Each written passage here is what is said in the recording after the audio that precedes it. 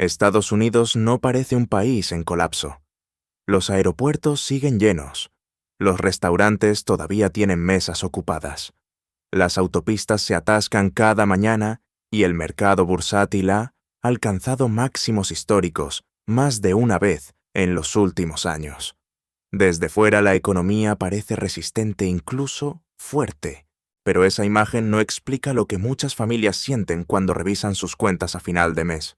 Comprar una vivienda tarda más, ahorrar se vuelve más difícil, un gasto inesperado pesa más que antes, y planificar el futuro exige una confianza que mucha gente ya no tiene. Este video no trata de una caída repentina ni de una recesión visible en todos los titulares.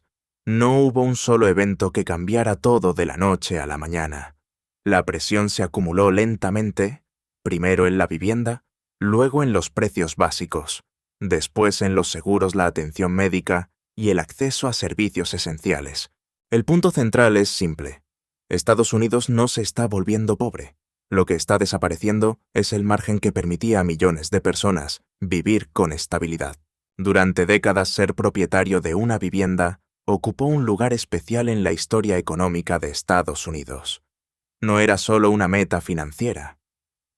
Para muchas familias, comprar una casa significaba entrar en una etapa de estabilidad real.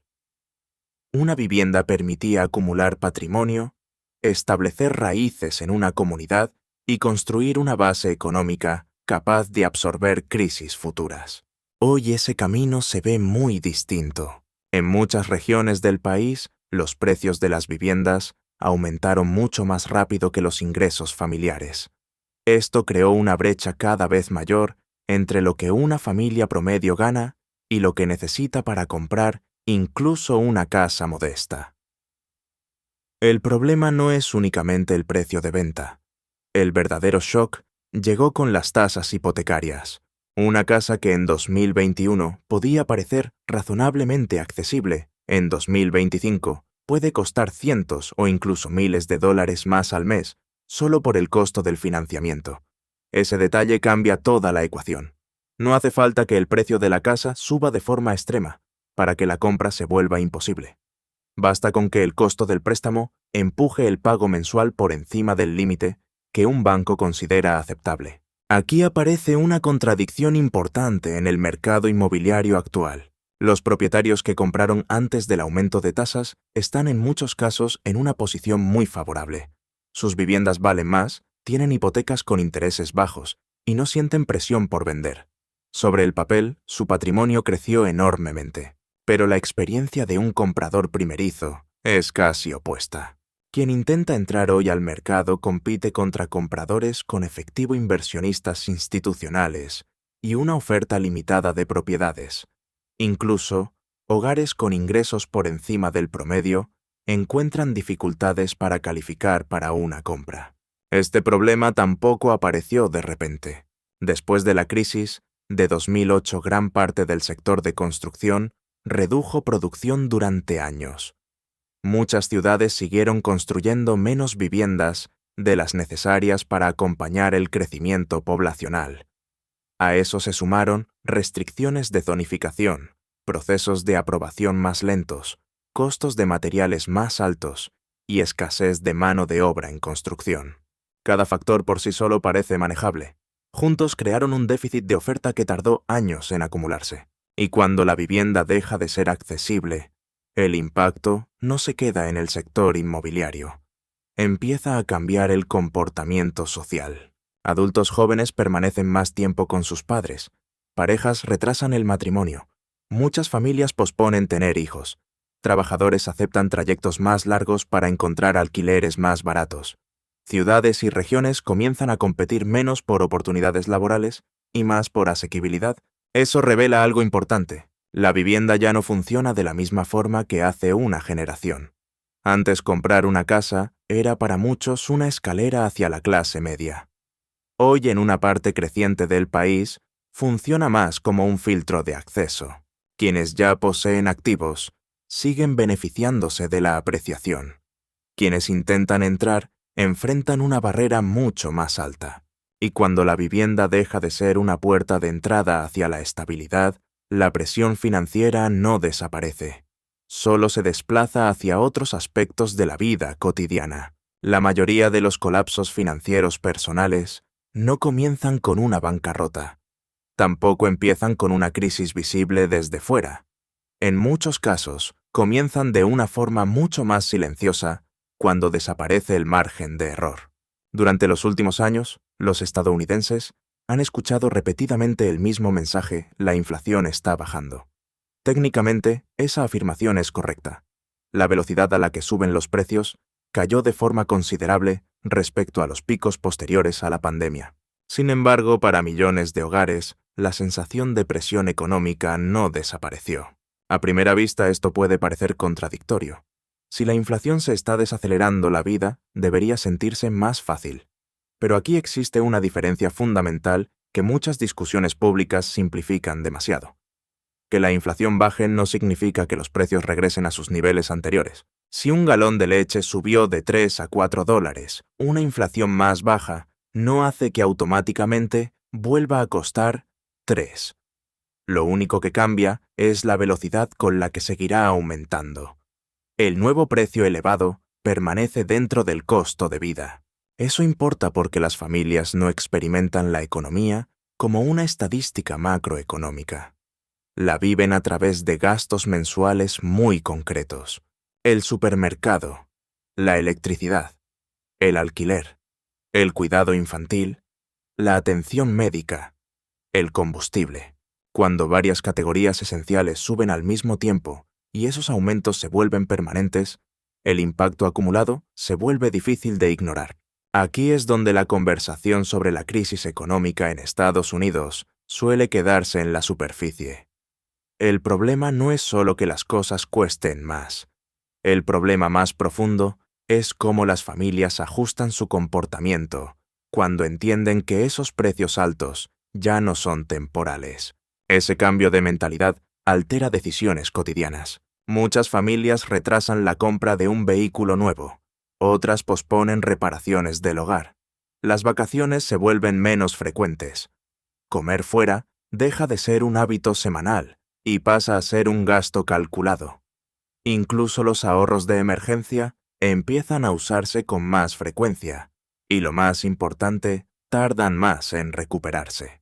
Cada decisión por sí sola parece pequeña, pero juntas revelan algo mucho más serio. La flexibilidad financiera se está reduciendo, y esa flexibilidad es precisamente lo que separa estabilidad de vulnerabilidad.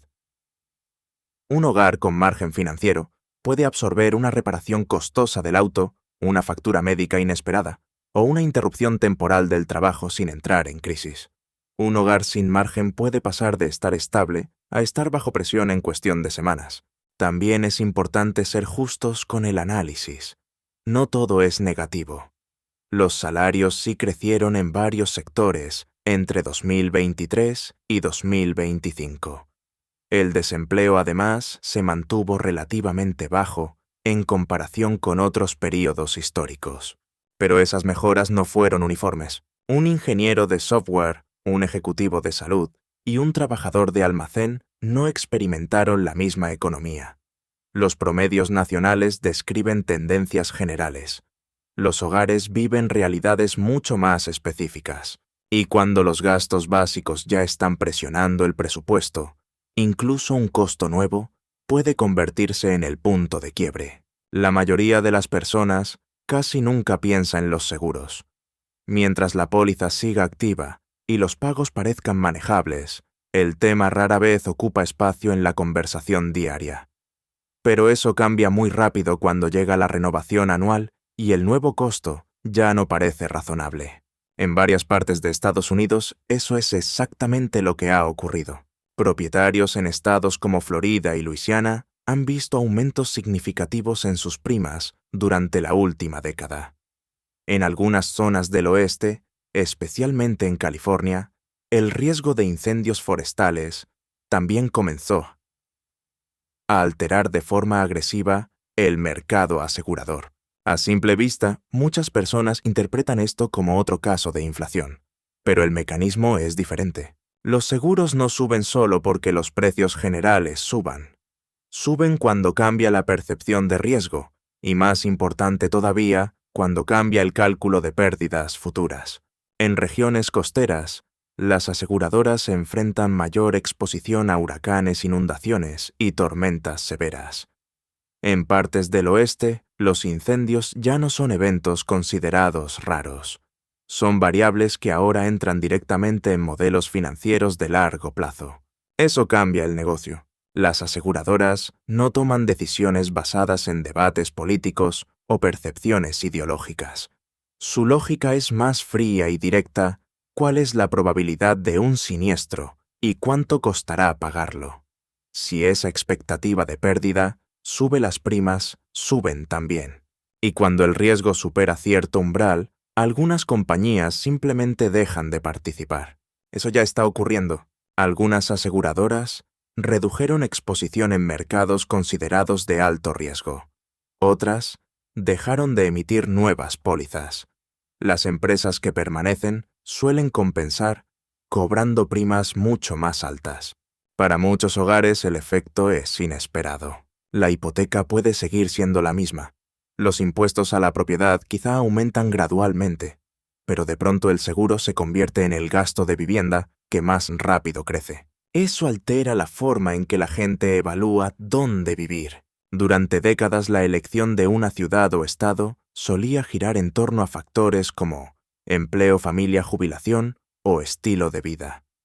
Hoy cada vez más hogares también consideran una pregunta adicional: ¿cuánto costará asegurar esta propiedad dentro de 5 o 10 años?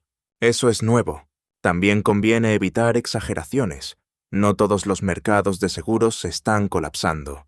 Algunos estados lograron estabilizar parcialmente sus mercados mediante reformas regulatorias, ajustes legales o la entrada de nuevos competidores. Ese matiz importa porque el problema no es uniforme. Pero incluso con esas excepciones, la dirección general sigue siendo clara. El riesgo se está convirtiendo en un componente financiero mucho más relevante para las familias que hace una generación. Y a diferencia de otros gastos, este es difícil de evitar. Una familia puede posponer vacaciones, puede reducir salidas al restaurante, puede retrasar la compra de un automóvil, pero eliminar un seguro de vivienda sin asumir una exposición enorme rara vez es una opción realista. Eso significa que el costo de proteger estabilidad también está subiendo. Y en algunas comunidades, el problema ya no es solo pagar más para seguir adelante. El problema es que ciertos servicios esenciales están empezando a desaparecer por completo. A veces el colapso no se ve como destrucción. No siempre aparece en forma de quiebra, despidos masivos o titulares alarmantes. En muchos casos, el deterioro adopta una forma mucho más silenciosa: distancia. Distancia hacia servicios que antes parecían normales. Uno de los ejemplos más claros puede verse en la América rural. Durante las últimas 2 décadas, cientos de hospitales rurales en Estados Unidos han cerrado por completo o han reducido significativamente sus servicios. A primera vista, esto parece ser un problema exclusivo del sistema de salud. Pero verlo solo desde ese ángulo sería demasiado limitado. Un hospital rara vez es solo un hospital. En muchas comunidades pequeñas representa uno de los mayores motores económicos locales. Emplea médicos, enfermeros, técnicos, personal administrativo, mantenimiento, proveedores y una red entera de servicios relacionados. Cuando un hospital empieza a fallar, el impacto va mucho más allá de la atención médica. Las razones detrás de estos cierres son múltiples. Algunas zonas tienen menor volumen de pacientes. Otras enfrentan escasez de profesionales de salud. También existen presiones financieras ligadas a reembolsos, costos operativos crecientes y dificultades para mantener infraestructura moderna. El resultado es un efecto en cadena. Cuando un hospital cierra el acceso a atención médica básica, se vuelve más difícil. Los residentes deben viajar más para consultas rutinarias. El cuidado preventivo disminuye. Las visitas médicas se retrasan. En emergencias, incluso pequeños aumentos en tiempo de traslado pueden cambiar resultados clínicos. Pero la historia no termina ahí. Menor acceso a salud también cambia decisiones económicas. Empresas que consideran mudarse a una región pueden descartarla. Jubilados pueden elegir otro lugar para vivir. Profesionales jóvenes pueden decidir no quedarse. Poco a poco la población deja de crecer. En algunos casos empieza a caer. Y cuando la población cae, la presión se extiende hacia otros sistemas. Escuelas enfrentan menos estudiantes y menos financiación. El transporte público se vuelve más difícil de sostener. La infraestructura envejece más rápido de lo que puede repararse. Comercios locales pierden demanda. Ese es el verdadero problema. La estabilidad de una comunidad no depende solo de cuánto dinero circula dentro de ella. También depende del acceso constante a servicios esenciales. También aquí conviene introducir una perspectiva equilibrada. Estados Unidos sigue teniendo uno de los sistemas médicos más avanzados del mundo. La innovación médica continúa. Nuevos tratamientos aparecen cada año. La inteligencia artificial ya está transformando diagnósticos y procesos clínicos. Pero innovación y acceso no son lo mismo. Un país puede liderar avances tecnológicos mientras parte de su población enfrenta barreras crecientes para obtener atención básica. Y ese contraste revela algo profundo. Muchas comunidades no solo se están volviendo más caras, también se están volviendo más difíciles de sostener a largo plazo. Todo esto apunta hacia una división mucho más estructural. Después de analizar la vivienda, el costo de vida, los seguros y el acceso a servicios esenciales, puede parecer que estamos hablando de problemas separados. Normalmente, cada uno de estos temas se discute en su propio espacio. Economistas hablan de inflación, expertos inmobiliarios analizan vivienda aseguradoras, evalúan riesgo y especialistas en salud estudian acceso médico. Pero observados en conjunto, todos apuntan hacia la misma dirección. El hilo que conecta estas crisis no es simplemente la pobreza, es la fragilidad. Y esa diferencia importa más de lo que parece. Durante mucho tiempo, la principal división económica en Estados Unidos se explicaba como una separación entre ricos y pobres. Esa distinción sigue siendo relevante, pero ya no explica completamente lo que está ocurriendo. Hoy está emergiendo otra línea divisoria, una que en muchos casos resulta incluso más reveladora. La división entre estables y frágiles. Una familia puede tener ingresos relativamente altos y aún así vivir en una situación frágil. Ganar un buen salario ya no garantiza seguridad si una parte demasiado grande del ingreso se destina a hipoteca, seguros, deudas, atención médica y gastos básicos. Incluso hogares que sobre el papel parecen financieramente sólidos pueden estar operando con muy poco margen de error. Eso cambia la forma en que debemos interpretar la economía. Estados Unidos sigue siendo una de las economías más poderosas del planeta. California continúa siendo uno de los motores económicos más productivos del mundo. New York sigue atrayendo capital global. Washington alberga algunas de las empresas tecnológicas más exitosas del planeta. Florida continúa atrayendo inversión y nuevos residentes. Nada de esto se parece a un colapso económico tradicional. La economía sigue generando riqueza. La innovación continúa. Grandes empresas siguen creciendo. Precisamente por eso, el problema actual es tan difícil de identificar. Las señales de alerta no aparecen necesariamente en indicadores macroeconómicos. Aparecen en las decisiones diarias que toman los hogares. Todavía podemos comprar una casa. Podemos absorber una factura médica inesperada. Podemos jubilarnos donde planeábamos. Podemos dar a nuestros hijos más oportunidades que las que tuvimos nosotros. Estas preguntas revelan algo esencial sobre la clase media americana. Durante gran parte del siglo XX, la clase media se construyó alrededor de una expectativa sencilla. Si trabajabas de forma constante, tomabas decisiones responsables y pensabas a largo plazo, podías aspirar a una vida razonablemente predecible. No necesariamente lujosa, pero sí estable. Hoy esa previsibilidad se está volviendo más costosa. Ese es el cambio más importante de toda esta discusión. El problema no es que Estados Unidos haya dejado de crear riqueza. El problema es que la estabilidad derivada de esa riqueza está cada vez menos distribuida. Y cuando la estabilidad empieza a concentrarse en menos manos, la sociedad puede seguir viéndose próspera por fuera, mientras se vuelve mucho más frágil por dentro. Entonces la pregunta correcta quizá no sea si Estados Unidos está colapsando. Esa formulación, aunque llamativa, puede ser demasiado simple para describir lo que realmente está ocurriendo. El problema no parece ser una caída repentina de la economía, ni un colapso visible en todos los indicadores nacionales. La pregunta más útil es otra. ¿Quién todavía tiene margen para absorber errores, crisis o gastos inesperados? Ese puede ser el indicador más importante para entender el futuro. En los próximos años, 3 señales merecen especial atención: la asequibilidad de la vivienda, el costo de los seguros y el acceso a servicios esenciales. Esos factores dirán mucho más sobre la crisis económica en Estados Unidos que muchos titulares diarios, porque una nación puede seguir siendo rica y al mismo tiempo volverse cada vez más difícil de habitar para millones de personas. Y quizás ese sea el verdadero núcleo de la crisis económica en Estados Unidos. La clase media americana no está desapareciendo de un día para otro, pero mantener la estabilidad que antes parecía normal exige hoy mucho más dinero, más planificación y mucha menos capacidad de cometer errores. En tu opinión, ¿qué está presionando más a las familias hoy?